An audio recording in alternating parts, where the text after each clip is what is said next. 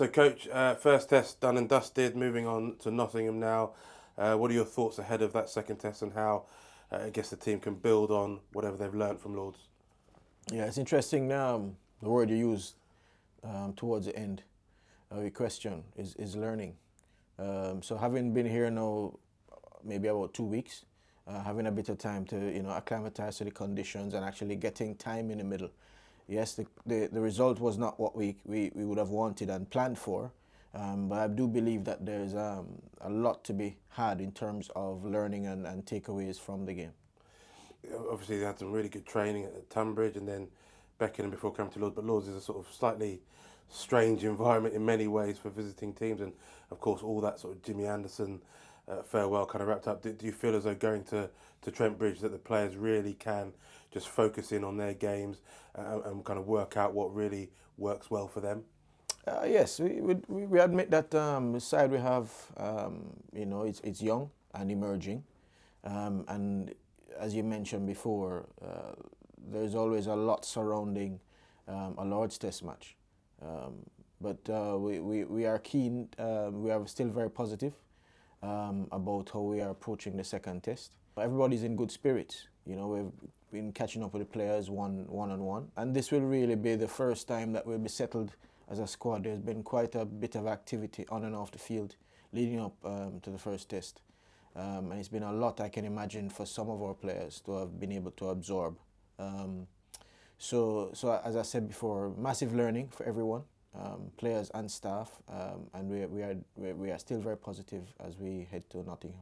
There were a few bright sparks from that game, such as Jaden Seale's performance, 4 for 77, a couple of really crucial wickets for Gudakesh Moti, yeah. and a couple of the batters also got starts if they didn't actually kind of go on. Those are the sort of kind of positive reinforcements that you're going to be looking to drive home? Certainly, and then if you think about it, you look to expand or extend some of those, especially from a batting standpoint. Extend longer partnerships when players actually work hard and get in, that they take responsibility and take it as deep as possible. Yes, we know the conditions will be testing, that's why it's called a test match. We're not playing at home, so conditions are going to be slightly different.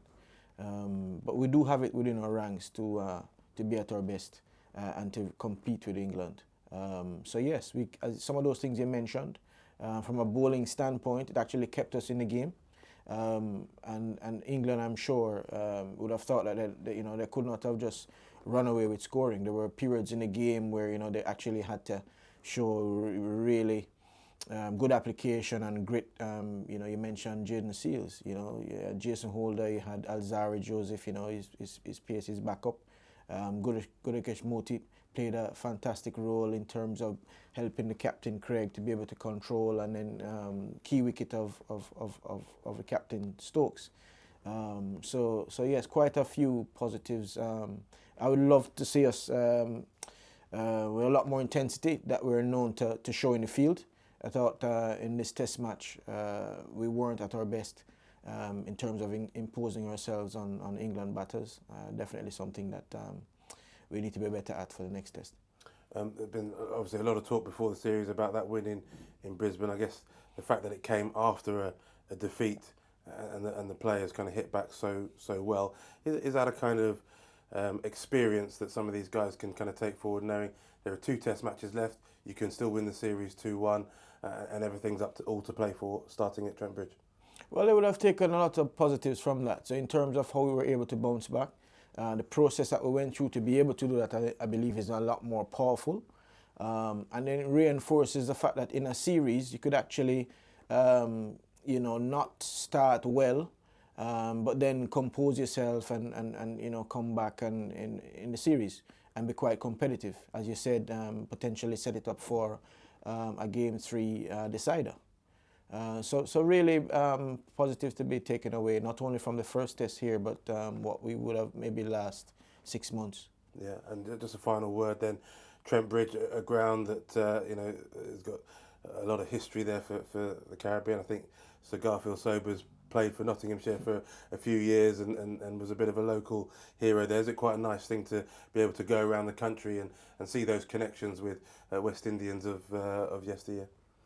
Yeah, for sure. I mean, we've I mean, some of the players have had the opportunity to meet some of the legends, some of the icons in the game, players who look up to. And it's always that kind of feeling coming to England just because of the relationships of the past. But essentially, we are here to play cricket.